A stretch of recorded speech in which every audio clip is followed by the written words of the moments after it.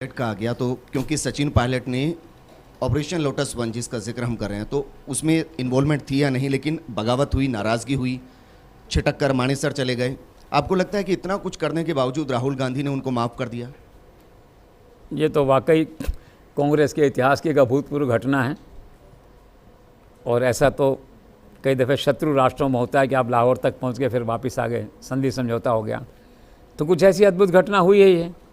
आमतौर पे ऐसा नहीं होता है। अब या तो ये है कि सचिन पायलट की day to day briefing Rahul Gandhi को सारे 34 दिनों में इस तरह की रही होगी कि उनका व्यू डिफरेंट रहा होगा और राहुल गांधी कन्विंस हुए होंगे कि नहीं ये कोई ख़ास बात नहीं है और ये फ्रेम किए जा रहे हैं या कोई इनका गुनाह नहीं है। But at the end of the day ये तो एक फैक्ट है ना कि पायलट के पार्ट पे वो एक इनडिसिप्लिन एक्ट को या गुनाह को या जो भी है, जो पार्टी का एक डिसिप्लिन का दायरा बना हुआ है, किसी पार्टी का भी हो चाहे वो था, भाजपा के गेट पे चले गए था और सब बातें छोड़ी, यहाँ से रूठ के जाके तो बैठ ही गए थे, बागी हो गए थे। कहते थे, अखबार मीडिया लिखता था रिबेल एमएलएस रिबेल्स, ये क्यों लिखते थे? तो इतना सब जब हुआ किसी के साथ तो आम तौर से उस व्यक्ति या उसके ग्रुप के लोगों की वापसी पार्टी में आम तौर पे नहीं होती है और ये हुई।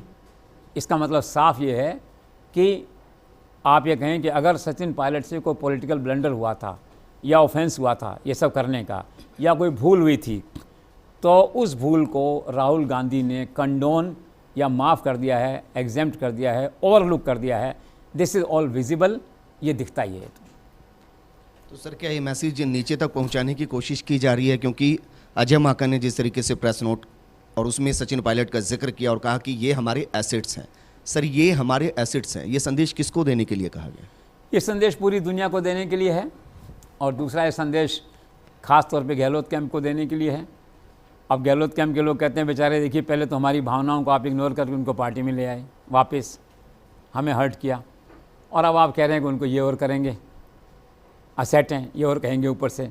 तो जिसे कहते हैं ना बोले वे आम आदमी की भाषा में भी जले पे नमक छिड़कना जो है, लेकिन उनका अपना विज़न है पायलट का और माकन का, और माकन का vision is driven from Mrs Gandhi, Rahul Priyanka, उन सबसे वो है विज़न उनका। उन्होंने दो बातें कही साफ तौर पे। उन्होंने कहा है कि Ashok Gehlot is an honest politician, old war horse, शब्दों का चयन बहुत अच्छा किया उन्होंने, ठीक है, और पायलट भी असेट हैं। और प्रियंका पहले कह चुकी थी उस ज़माने में जो उनको वापस लाए थे मना करके कि पायलट असेट हैं पार्टी के लिए। तो ये दोनों बातें हैं।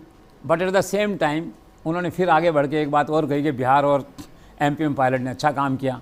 तो फिर बैलेंसिंग एक्ट टाइट रोप चलते हुए फिर अजय माकन ने कहा कि गहलोत सरकार ने बहुत अच्छा काम किया, उसकी जो गवर्नेंस है बहुत काबिल तारीफ़ है। कोविड का उन्होंने उदाहरण दिया कि हमारा प्रबंधन बेस्ट है, भीलवाड़ा मॉडल की बात उन्होंने की।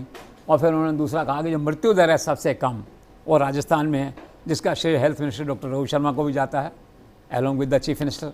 तो बैलेंसिंग एक्ट उन्होंने किया है, पर वो मैसेज बार बार ये देना चाहते हैं कि साथ चलिए साथ चलिए साथ चलिए, और यहाँ मन की दुविधा ये कि कैसे साथ चलें। बिल्कुल।